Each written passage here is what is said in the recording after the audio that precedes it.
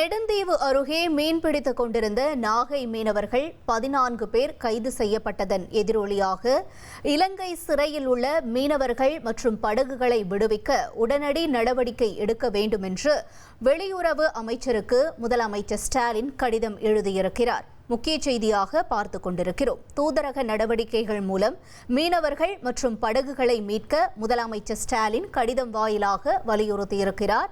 நெடுந்தீவு அருகே மீன்பிடித்துக் கொண்டிருந்த நாகை மீனவர்கள் 14 பேர் கைது செய்யப்பட்டதன் எதிரொலியாக அவர்களையும் மேலும் சிறைப்பிடிக்கப்பட்ட படகுகளையும் விடுவிக்க கோரி முதலமைச்சர் ஸ்டாலின் வெளியுறவு அமைச்சருக்கு கடிதம் எழுதியிருக்கிறார்.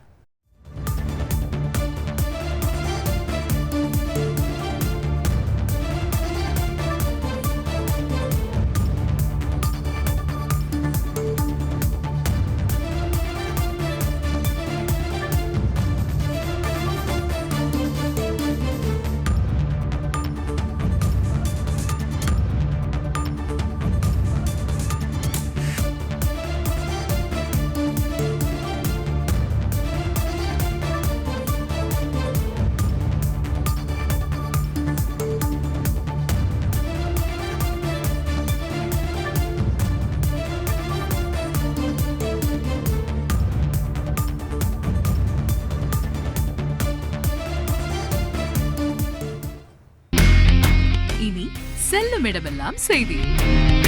தந்தி டிவியின் வாட்ஸ்அப் சேனலை ஃபாலோ பண்ணினா செல்ல இருக்கும் இடமெல்லாம் செய்தி. இதோ QR கோட் இப்பவே ஸ்கேன் பண்ணுங்க, ஃபாலோ பண்ணுங்க.